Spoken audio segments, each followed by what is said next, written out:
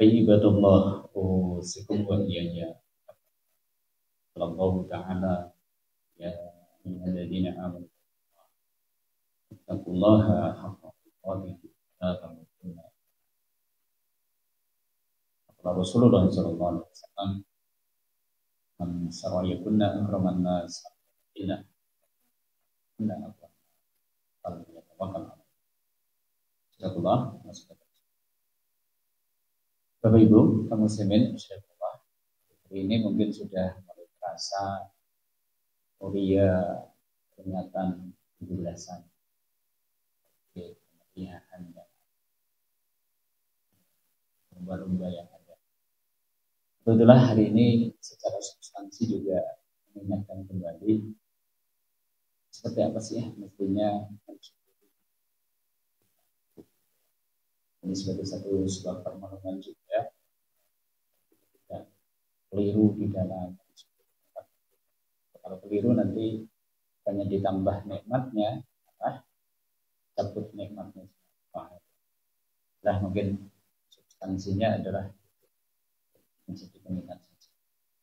Baik kaum muslimin, sebelumnya salawat serta salam semoga senantiasa tercurah pada uswah kita dan kita Sallallahu Alaihi Wasallam beserta keluarganya, sahabatnya dan juga orang-orang sekolah dalam jalan Islam. Kebalikannya merdeka itu berarti apa? Terjajah. Kita pernah terjajah? Negara mana aja yang pernah menjajah? Apa-apa? Supaya kita tahu bahwa merdeka itu nikmat gitu. Kita perlu tahu dulu bahwa kita itu pernah terjajah. Tidak cuma 2 negara, berarti bahkan mungkin 4 negara. Diawali tahun 1509 kedatangan Portugis. Paling gasik nih Portugis. Kemudian menguasai Malaka tahun 1509. Sudah ada Indonesia? Belum. Itu Indonesia Pak, yang dijajah itu Indonesia. Negeri ini Nusantara itu karena pada waktu itu bukan Indonesia. Apa yang menjadi sebab kok Portugis itu disebut menjajah kedatangannya ke sini? Apa? Karena kedatangan mereka itu ternyata sekalipun ya judul misinya itu misi dagang. Dagang loh Pak. Tapi menarik. Silakan nanti dibaca di bukunya buku Api Sejarah. Api Sejarah itu. Pengarangnya siapa? Ternyata Portugis datang ke negeri ini, kapalnya itu kosong, bahkan dimuati batu supaya tidak oleng di tengah samudra. Tidak bawa duit, yang dibawa itu adalah persenjataan. Kemudian ternyata kebanyakan yang kemudian menjadi anak buah kapal pada waktu itu adalah residivis, preman-preman dari Portugis. Sampai di Malaka, pulang itu bisa membawa sepenuh kapal rempah-rempah dari cengkeh, lada, kapulaga, dan seterusnya itu. Coba, batunya dibuang, diisi dengan rempah-rempah yang di Eropa itu nilainya lebih tinggi daripada emas. Padahal orang bawa duit, padahal isinya senjata, padahal isinya itu adalah residivis. Dagang apa garong? Dagang apa garong? Garong, Pak. Jadi Portugis itu seperti itu. Gak jauh beda Belanda setelah itu. Kedatangan Belanda berarti tahun 1596. Karena memang pada waktu itu yang namanya negara-negara di Eropa itu menjadi sebuah kebanggaan ya. Simbol glory itu apa? Punya apa? Negara-negara jajahan, koloni-koloni dan ini paling lama ya. Belanda ini paling lama itu kan sampai tahun 1942 ya. Bulan Maret kalau salah itu 1942. Setelah itu disisipi bukan setelah itu, tapi disisipi. Pernah dijajah Inggris 5 tahun kita. Thomas Stamford Raffles itu kemudian memimpin pasukan bisa mengalahkan Belanda di Batavia, sehingga kemudian Belanda menyerah dan kemudian terjadi perjanjian Tutang, sehingga kemudian jajahan Belanda atau Hindia Belanda diserahkan kepada Inggris. Dan ini lumayan, kemudian ada beberapa perubahan besar ya dalam konsep kolonialisme pada waktu itu. Sehingga kemudian dikenal ada namanya politik etnis, politik balas budi, Pak. Kalau dulu ini zaman masa Belanda ini ya sudah peras-peras habis-habisan dan seterusnya. Tapi zaman Inggris enggak, dibangunlah jalan-jalan, buatkan sekolah, dan ada pabrik-pabrik dan seterusnya. Inggris seperti itu. Cuma kemudian karena konflik di Eropa sendiri ya, perang Napoleon, kemudian terjadi kekalahan, akhirnya Inggris menyerahkan kembali jajahannya kepada Belanda. Dan sehingga tahun 1816 dikembalikan. Tapi sehingga kemudian ada beberapa perubahan, Belanda pun mulai ada perubahan. Sehingga kemudian nanti tahun-tahun 1900 kurang sedikit lah, itu Belanda sudah bikin sekolah juga, sehingga kemudian nanti ada pribumi yang pinter-pinter, dokter-dokter, seterusnya yang ahli hukum, ahli ini, ahli itu tuh adalah itu. Makanya nanti perubahan perlawanan sudah mulai nampak sejak tahun 1880, mulai ada perubahan dalam perlawanan terhadap Belanda. Tidak perang lagi, tapi dengan perjuangan politik, dengan mungkin berbagai macam perundingan-perundingan yang ada dan seterusnya. Sehingga kemudian muncul nanti ada organisasi-organisasi pergerakan. Maksud yang pertama kali berdiri organisasi pergerakan. Bukan. 1905 itu sudah berdiri terlebih dulu Serikat Dagang Islam. Muslim loh ya Pak.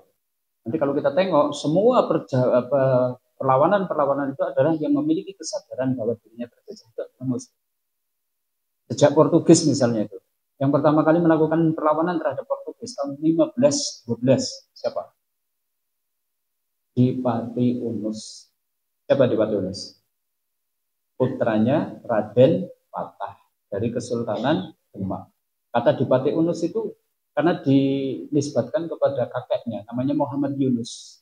Makanya wong Jawa nek ngomong Muhammad Yunus pada waktu itu pakelan gitu. Nah, Yunus pokoknya wong ini Dipati Unus.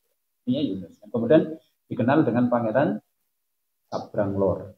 Apa? Karena wafat di sana. Menariknya apa? Sedikit kita rasakan bahwa ternyata heroik gitu. Kita itu ternyata leluhur kita itu superhero. Kenapa? Dipati Unus itu keren banget.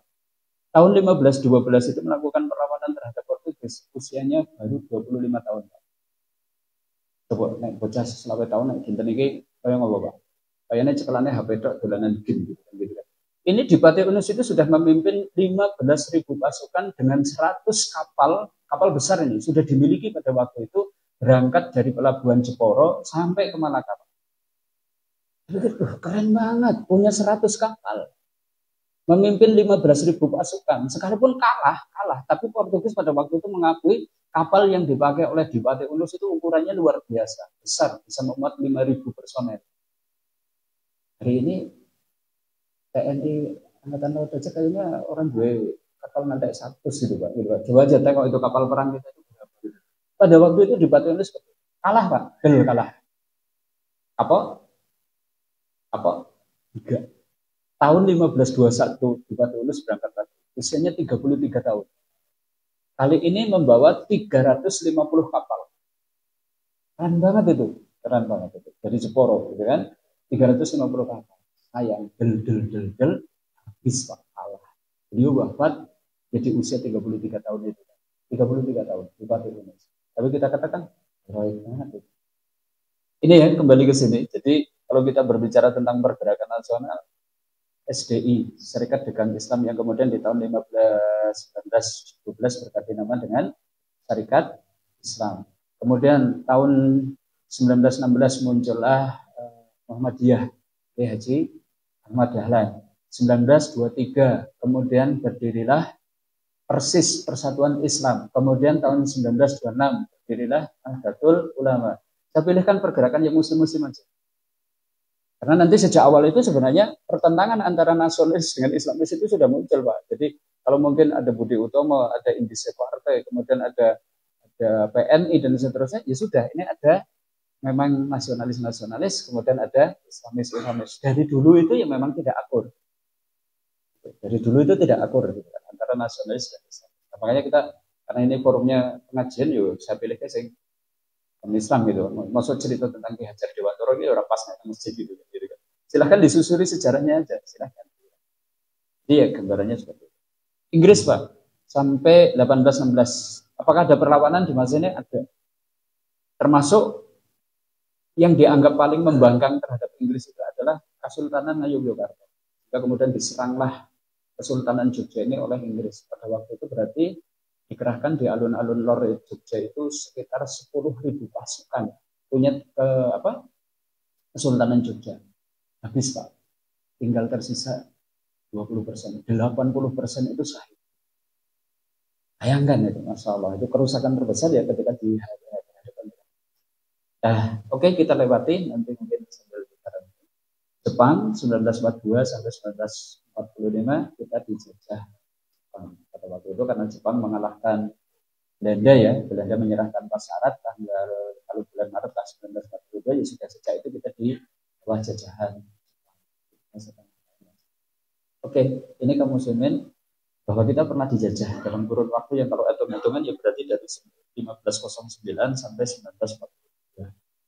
Nanti ini Portugis sampai akhirnya ya sudah tergeser hanya tersisa di Pulau Timor. Itu sampai tahun 1976. Lama itu ya. Portugis cukup lama sampai 1976 itu cuma di Pulau Timor saja. Ya, terakhir sampai kemudian dimenangkan oleh TNI, sempat jadi bagian dari Indonesia ya. Pulau Timor itu yang sekarang kemudian berarti zaman Pak Habibie tahun berapa? 1999 ya, terjadilah jajak pendapat, ternyata mereka milih merdeka ya sudah gitu juga gitu. Karena secara hukum internasional juga sebenarnya negara Indonesia itu wilayah mana sih? Bekas jajahan Belanda. Semua itu yang diklaimkan seperti itu. Sementara Timor bekas jajahan Portugis. Secara itu memang bukan bagian. Baik kamu muslimin, kalau boleh saya tanya, dijajah sengsara apa penak? Ya mbuh ya orang ngerasa kayak. Tapi ya sengsara gitu kan. Sumber daya alam dikuasai dan dikeruk. Kan gitu, yang tadi kami sampaikan. Baik Portugis maupun Belanda ke sini itu nggak bawa duit Pak. Kalau sekalipun yang namanya VOC, itu kalau singkatannya itu apa VOC? Apa aja?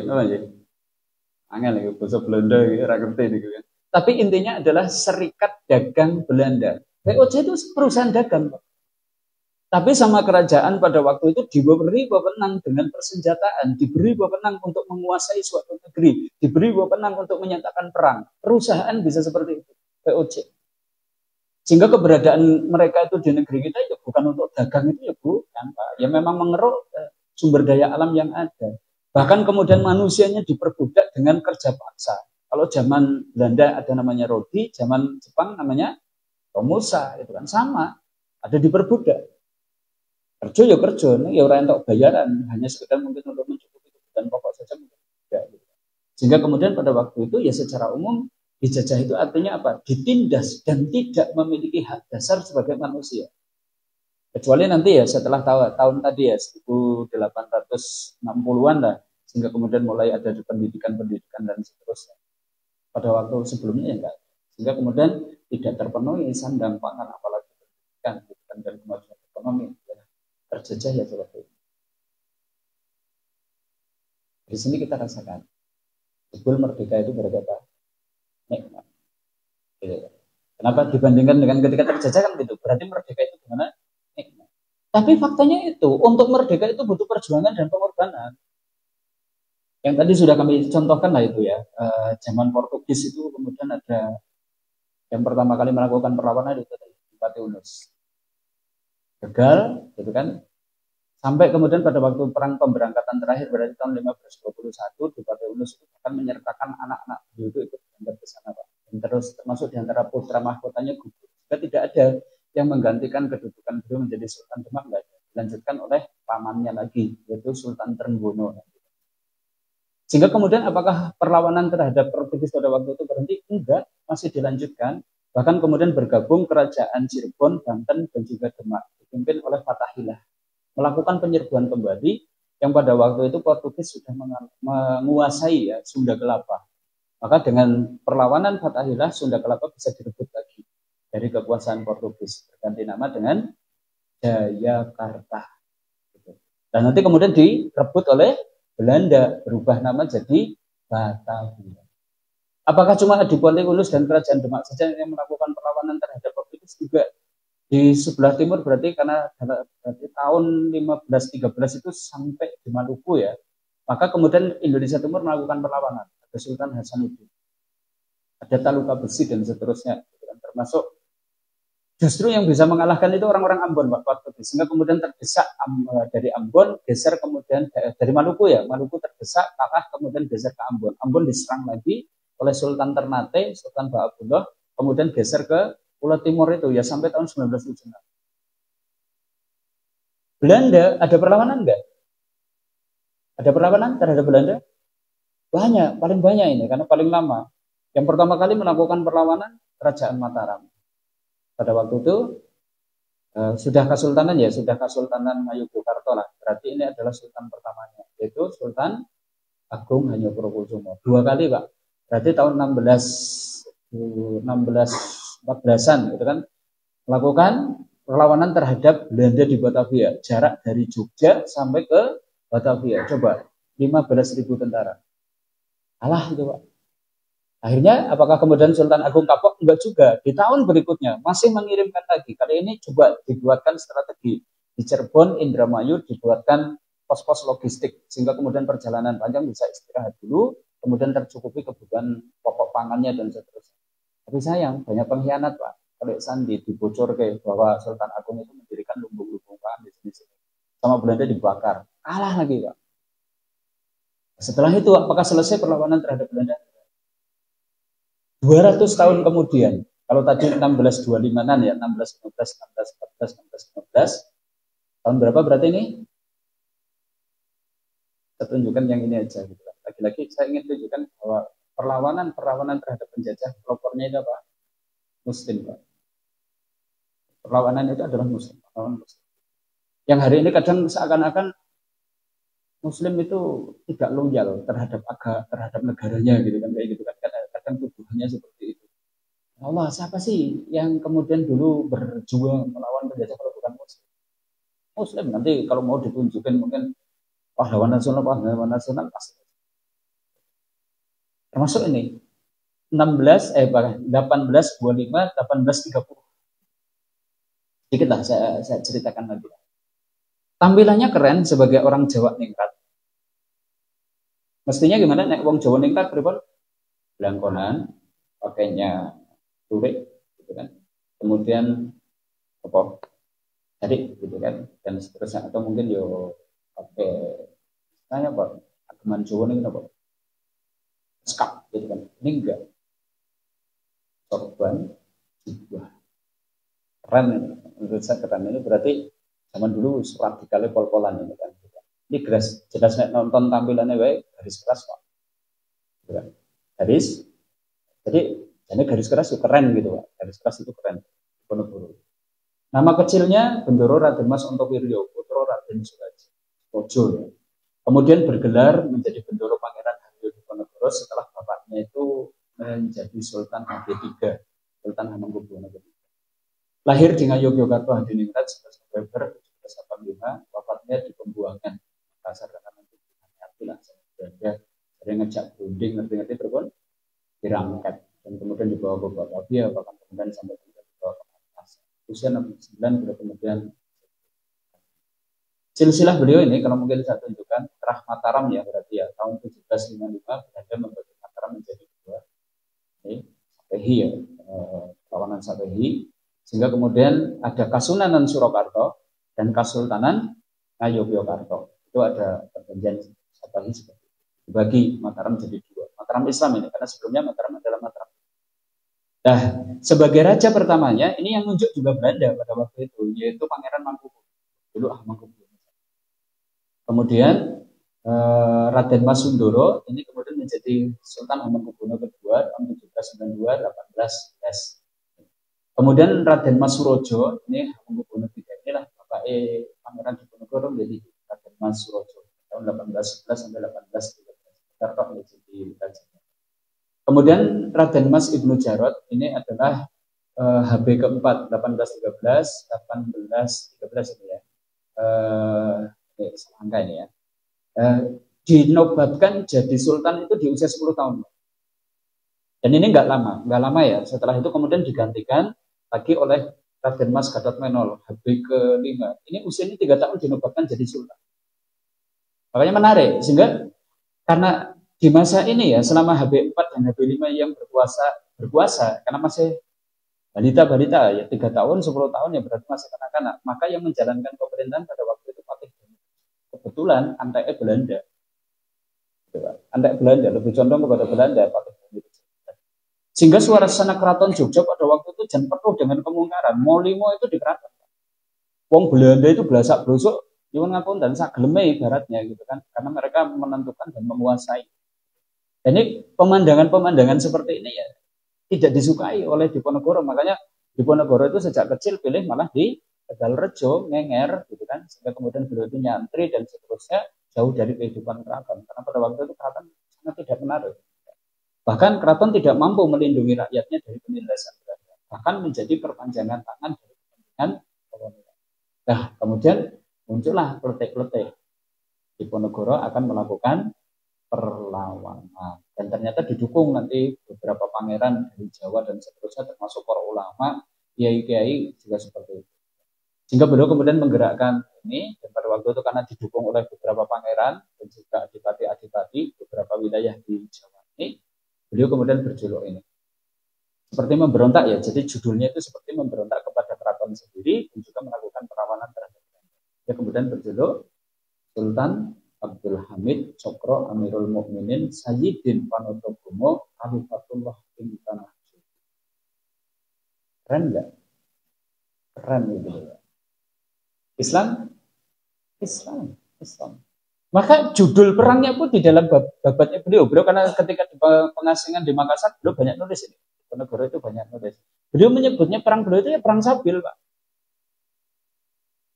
Perang Sabil loh ini. Dan itu menguatkan sehingga kemudian banyak dukungan dari pesantren-pesantren dan itu tadi para ulama-ulama itu termasuk Kiai Mojo ya, penasehat ulama penasehat beliau ya ini Kiai Mojo. Dan seterusnya sehingga menjadi sosok yang sangat terkenal juga.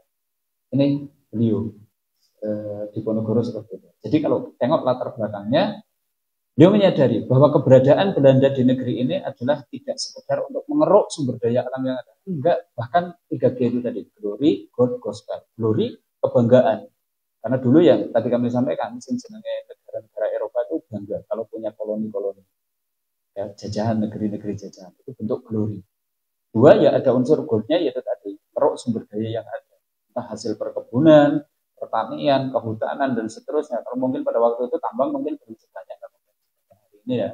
Tentang emas, minyak bumi belum ada mungkin pada waktu itu. Tapi sumber daya sudah cukup besar.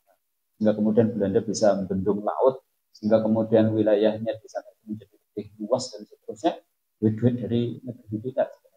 Ternyata nggak cuma gold, tapi juga ada unsur gospel. Jadi sentimen terhadap Islam pada waktu itu sebenarnya kencang banget, Pak. Kenapa? Ada konflik antara Kesultanan Utsmani Turki dengan Eropa pada waktu itu. Jadi yang namanya sentimen antara salibis dengan Islamis pada waktu itu terasa banget di zaman itu gitu ya. Sehingga kemudian itu suasananya juga sama, di negeri kita juga seperti itu. Sehingga kemudian terjadilah larangan-larangan terhadap beberapa kegiatan-kegiatan keagamaan di negeri ini juga kemudian muncul. Inilah gospel. Ternyata mereka juga untuk menebarkan agama mereka. Dirasakan betul oleh Diponegoro. Beliau juga melihat bahwa pribumi itu sangat terdolimi. Ya.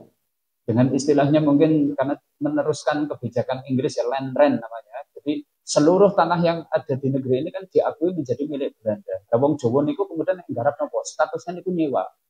Ya kalau nyewanya itu agak wajar sih mungkin nggak masalah.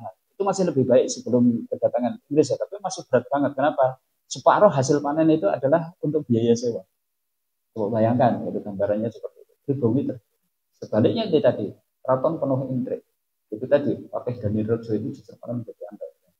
Tapi ada keinginan juga Diponegoro itu ingin menjadikan tanah Jawa itu menjadi bilad Islam pada waktu itu. Cita-cita Diponegoro seperti itu.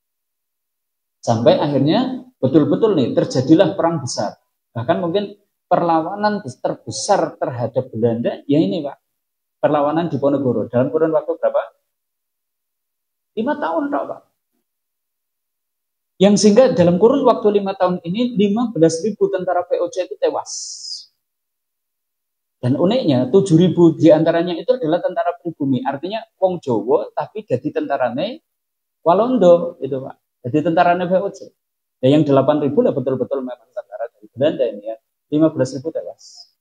Kerugian Belanda atau VOC pada waktu itu mencapai 20 juta gulden. Kita coba konversikan 20 juta gulden itu sebenarnya kalau nilai pada waktu itu dirupiahkan itu sekitar berapa? 1,5 triliun zaman itu, Pak. Tahun 80 duit 10 juta enterengnya pol-polan gitu kan ini. Ini VOC itu kerugiannya mencapai 1,5 triliun, Pak. Sehingga kemudian VOC itu nggak pernah bisa bangkit lagi, bangkrut ya seperti ini. Setelah diserang oleh Diponegoro. Katanya, Diponegoro menang nggak? Menang atau enggak? Enggak, Pak. Ya tadi pada akhirnya kemudian ditangkap dengan politik benteng stelsel, kemudian dicegat di mana-mana dan seterusnya. Belanda juga mengerahkan adipati-adipati yang tidak setuju nih dengan perlawanan Diponegoro, kemudian membantu mereka. Diperkirakan 200.000 mujahidin pribumi itu. Setelah selesai perang Diponegoro ini, dilakukan sensus di wilayah kota Yogyakarta, penduduknya tinggal separuh. Tinggal 50%. Dan kemudian Kesultanan itu wajibnya rutang kepada Belanda dengan memberikan setoran setiap tahunnya dan seterusnya sekian itu tadi. Sehingga Diponegoro sama keraton pun dianggap sebagai pemberontak, diusir, dicari-cari. Enggak cuma oleh orang Belanda dimusuhi, tapi juga oleh kerabat keraton. Tidak diakui lagi menjadi kerabat keraton. Semua keturunan-keturunannya Diponegoro itu diburu dimanapun berada. Seperti itu, Pak. Jadi jangan dikira bahwa orang yang kita kenal hari ini menjadi sosok pahlawan besar, dulunya itu adalah diagung-agungkan dan dihormati. Enggak, bahkan tidak dihargai. Baru kemudian diakui lagi menjadi kerabat keraton itu tahun berapa? Tahun 1950 ketika Soekarno itu melakukan rekonsiliasi, kerabat-kerabat Diponegoro anak turunnya kembalikan menjadi kerabat keraton. Baru diakui. 1 abad dikejar-kejar. 1 abad itu dikejar-kejar menjadi adilah, bahasa kita mungkin DPO namanya. Artinya kemerdekaan ternyata harus diraih dengan perjuangan, dengan pengorbanan, dengan tetesan darah para pejuang tadi, bahkan harus ditebus dengan. Kita itu beda dengan Malaysia, kita beda dengan Brunei Darussalam, kita itu beda dengan Australia. Mereka itu merdeka dikasih sama Ratu Elizabeth. Kenapa? Dikasih, Pak, dikasih. Malaysia, Brunei itu dikasih, gitu kan? Termasuk Australia. Sehingga sampai sekarang mereka masih ada keterkaitan, namanya negeri-negeri persemakmuran, Commonwealth. Kita enggak, perlawanan, berjuang betul itu. Gitu kan? Artinya merdeka yang hari ini kita rasakan itu ya Allah, bukan pere-pere. Ini tadi di zaman perang Diponegoro saja itu berapa korbannya? 200.000. Apakah yang lain juga tidak jauh beda? Tidak jauh beda. Tadi Sultan Agung Hanyokrokusumo, berarti kalau di total mungkin 30-an ribu yang kemudian harus terbunuh atau mungkin syahid karena ini adalah perang satu. Termasuk juga tadi Dipati Wunus, berarti jumlah kapal itu berarti kalau di total itu mencapai 450 kapal itu harus hancur dan seterusnya. Ya Allah, ternyata merdeka itu adalah diraih dengan perjuangan, diraih dengan pengorbanan, diraih dengan tetesan darah para pejuang, bahkan harus ditebus dengan nyawa. Makanya hari ini kayaknya kita butuh bermenung, bagaimana mensyukurinya? Karena tadi merdeka itu nikmat besar dan ternyata diraih bukan dengan yang enak-enak itu enggak gitu kan, dengan perjuangan yang luar biasa. Apakah dengan cara seperti ini mensyukurinya? Atau seperti ini yang bahasanya tadi saya nonton kajiannya Ustadz Sakir dari sana. Pak Camat gelem nggak ikut lomba kayak itu? Halo, ikut menek kayak gini mau nggak? Kenapa?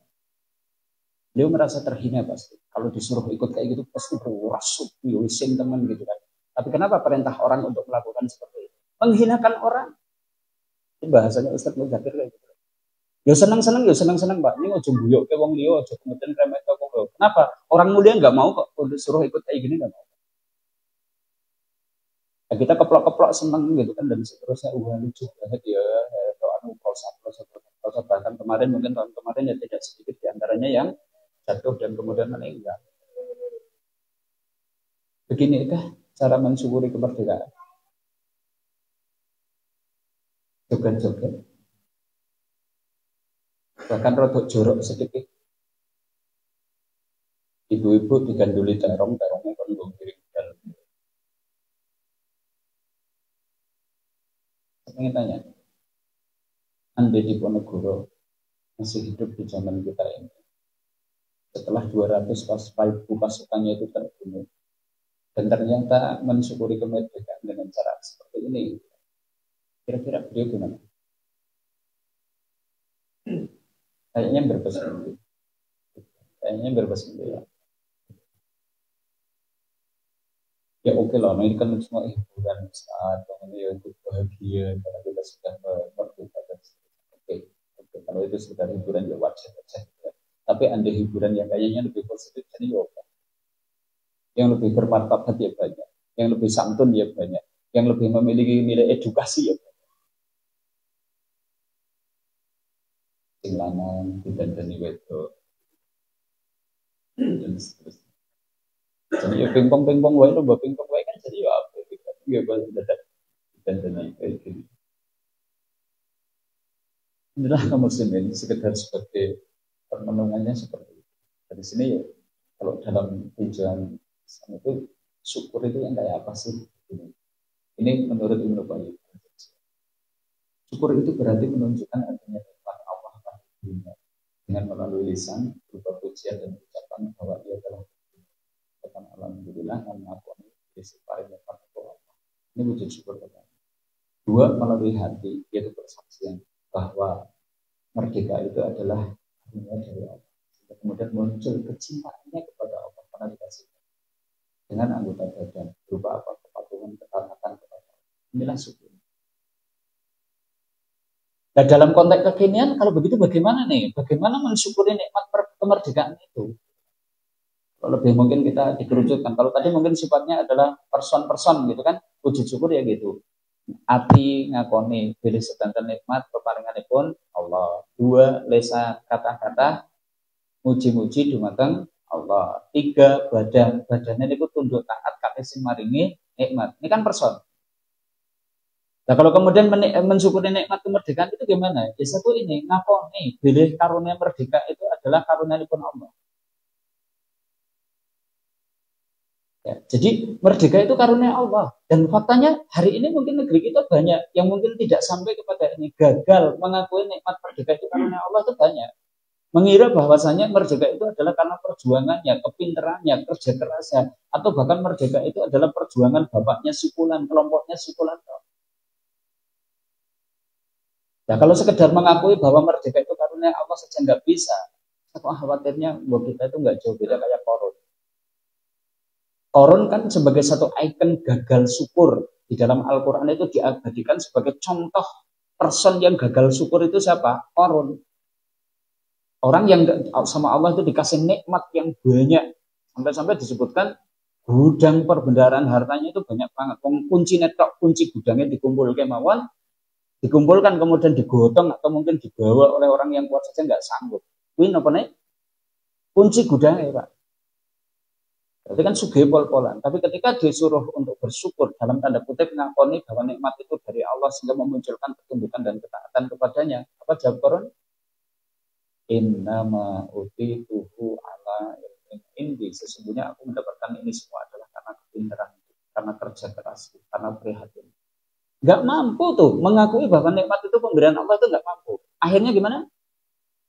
Wahosafna bihi wabidarihil ad. Kami benamkan Korun beserta harta bendanya itu ke dalam bumi.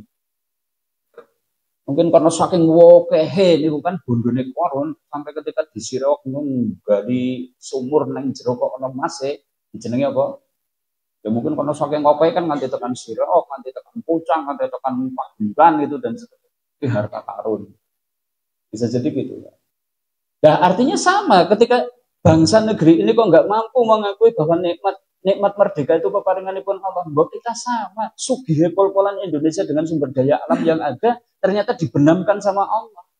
Ya dibenamkannya dengan gimana? Mungkin dikuasakan kepada orang-orang asing dan seterusnya sehingga penduduk negeri ini nggak kebagian apa-apa. Kenapa? Salah sendiri, kita nggak mampu mengakui bahwa nikmat itu pemberian Allah. Ini kaum muslimin. Jadi syukur kemerdekaan seperti itu. Ngakoni sih, gitu. Merdeka itu peparingan dari Allah. Dan masalah nih, bapak-bapak pendiri negeri ini sebenarnya sudah mengakui. Sehingga kemudian di pembukaan Undang-Undang Dasar kalimatnya gimana? Atas berkat rahmat. Gimana kalimatnya? Siapa? Atas berkat rahmat Allah loh Pak. Allah nggih? Allah apa Tuhan di situ? Allah loh Pak. Kenapa? Ternyata anggota BPUPKI itu hampir 50% lebih itu muslim, tokoh-tokoh Islam. Dan mereka menyadari betul bahwa ternyata kemerdekaan itu ya sing merintis yang kemudian memperjuangkannya ya muslim. Makanya disebutnya gitu. Bahkan Piagam Jakarta coba, ketika BPUPKI itu ditugasi untuk merancang dasar negara dan undang-undang dasar itu. Muncullah Piagam Jakarta tanggal bulan Juni itu, 1 Juni kalau nggak salah. Sila pertama bunyinya gimana? Persatuan. Ketuhanan yang Maha Esa dengan menjalankan syariat Islam bagi pemeluknya. Keren banget Pak. Kenapa? Ngakoni bahwa kemerdekaan itu adalah atas berkat karunia Allah. Sehingga wujudnya seperti itu. Nah, problemnya nanti setelah tanggal 18 ditetapkan sebagai dasar negara, muncullah ini dari Indonesia Timur orang sepakat di ono kalimat ini jadi sertifikat, sehingga kemudian ya sudah ya Bagus Hadikusumo dari Muhammadiyah, kemudian ada Kiai Wahid Hasim. Salah baik tentu baik ketuhanan yang Maha Esa, cukup semua Maha Esa kan orang liyo kecuali wong Islam. Wong liyane Islam apa ketuhanan yang Maha Esa? Ketuhanan yang Maha Esa enggak?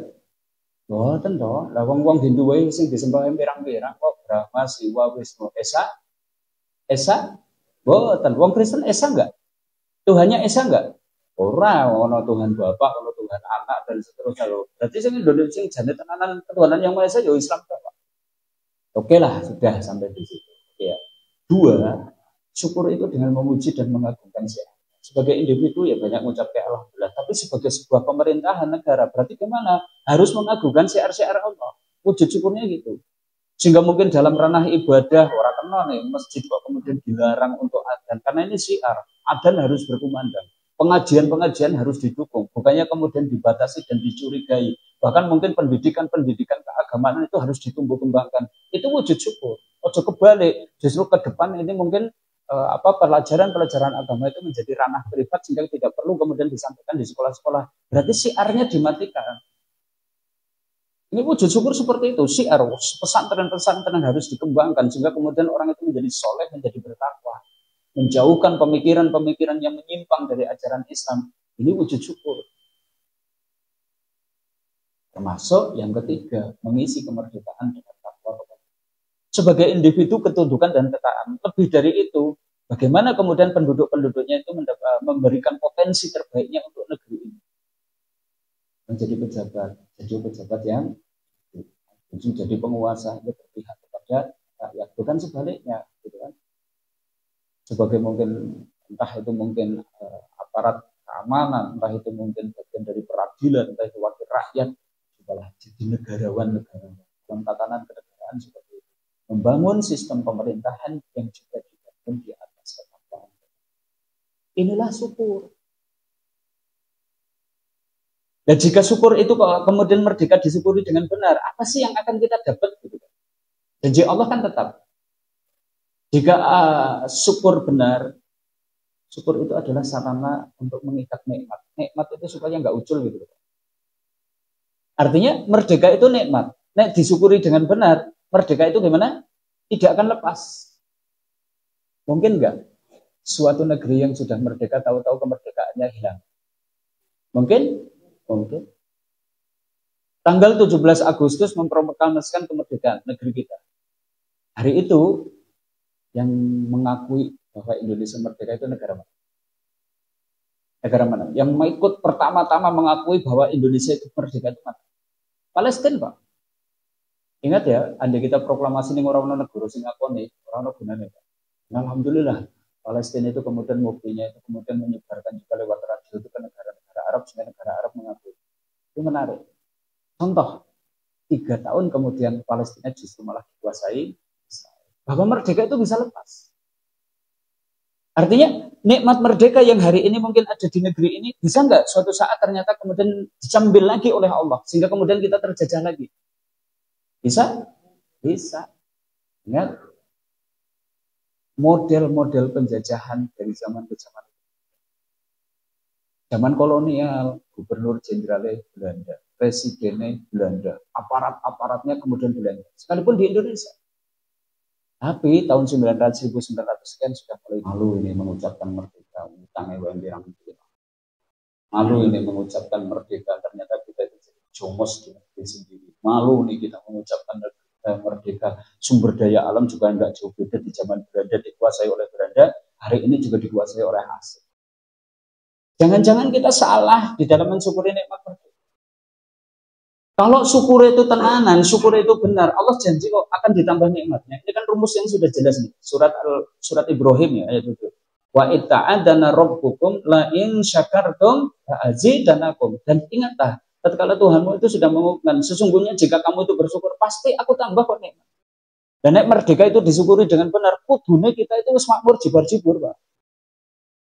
Coba bicara tentang kopi, penghasil kopi terbesar di dunia itu mana? Indonesia. Bicara tentang sawit, mana sih yang punya kelapa sawit yang paling luas di dunia? Indonesia.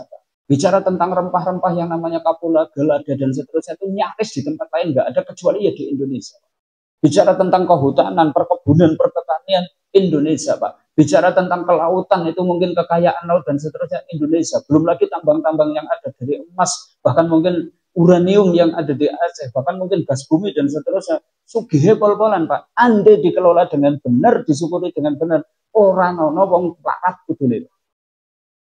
Tapi jangan-jangan salah kita di dalam mensyukuri nikmat merdeka itu salah. Sehingga kemudian hari ini itu 79 tahun nih Indonesia merdeka.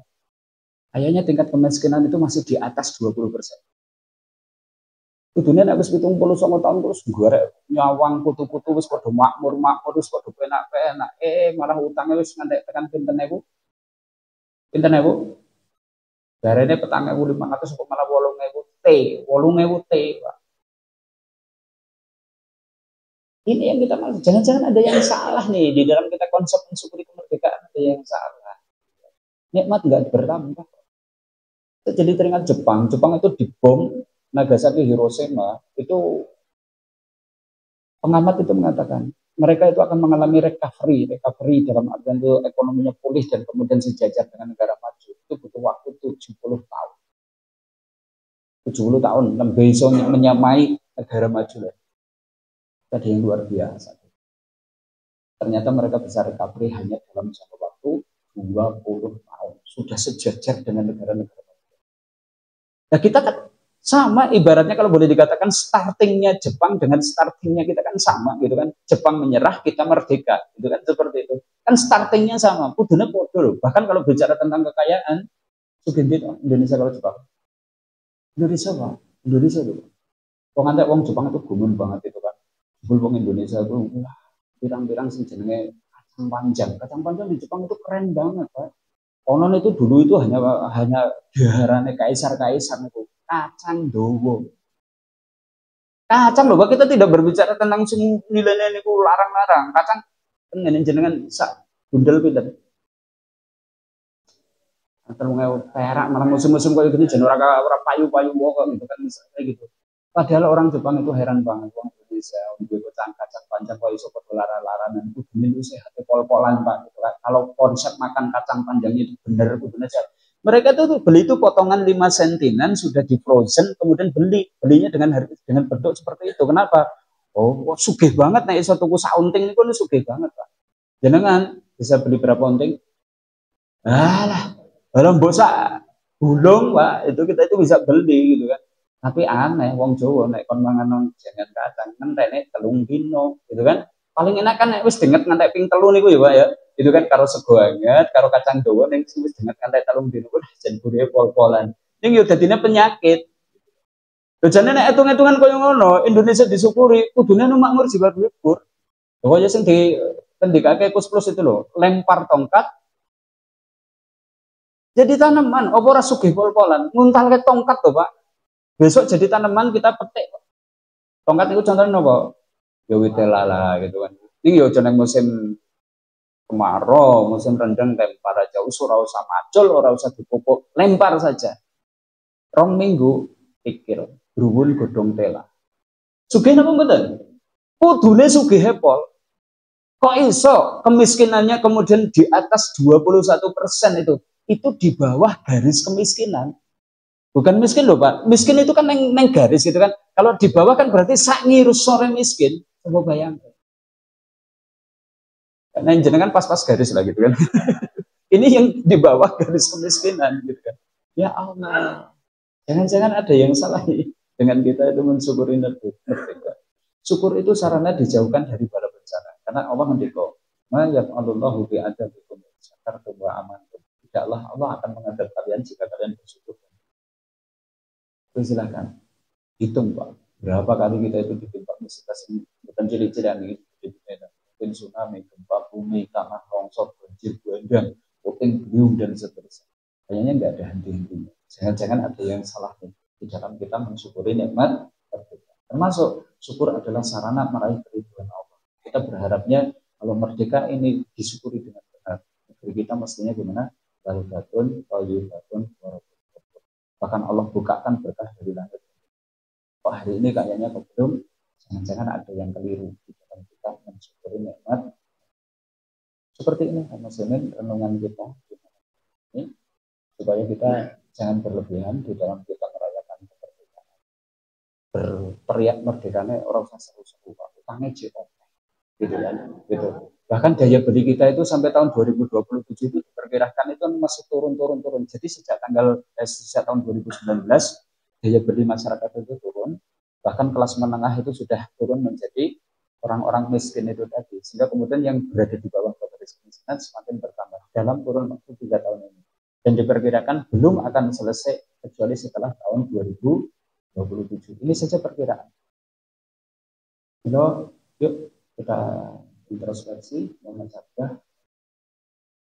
Kalau kita nanti mungkin jadi pejabat, yang jangan jadi penguasa yang soleh dan berkah. Allah bukakan berkah dari langit. Artinya perubahan ini kayaknya sangat panjang, kan? Mungkin 10-15 tahun yang akan. Kita akan memulai dengan apa? Takwa saat memilih pemimpin. Bertakwa saat memilih pemimpin. Ini kan dekat November, tak wanti-wanti, tolong jihad ojo nampani amplop. Siap, ya dibuka cukup duitnya wae. Oh kadang saya itu gemesnya pol-polan kok Pak. Naik ngaji siap, tidak terima amplop siap. Wayahe coblosan, alah ngewel Pak, gitu kan. Itu sing manake getelo, kadang takmire yo semangat banget siap gitu. Ya jebul takmire malah sing bagian bagi-bagi kalau nampani dhewe. Kapan Indonesia itu dapat pemimpin yang bagus kalau seperti ini? Nah, wujud syukur kita itu tadi, ayo latihan jadi wong jujur. Jujur ketika memilih, jujur ketika dipilih gitu loh. Jadi wong sidik gitu loh. Insya Allah nanti dandani negeri ini didandani. Tarut-marut banget ini. Itu aja lah. Mau malah ada di biro itu protes atau gitu subversif. Nek kula niku mboten diperkarake niku yang misalnya kau ngelawan kebijakan pemerintah mau ngerti kuat korupsinya dihadapkan diancam mengundurkan diri. Nah, kok harus mengundurkan diri dari opo gitu kan. Kalau yang di sana-sana itu kan pedih mbok diancam-ancam ya wis aku tak mengundurkan. Baiklah gitu kan. Kenapa? Mongko nek diteruske kok masalah. Saya harus mundur ya mundur ke opo ya ora ono sing bikin. Itu kaum muslimin kita akhiri dengan doa kepada majelis. Bismillahirrahmanirrahim. Subhanakallahumma wa bihamdika asyhadu an la ilaha illa anta astaghfiruka wa atubu ilaik. Billahi taufiq wal hidayah. Assalamualaikum warahmatullahi wabarakatuh.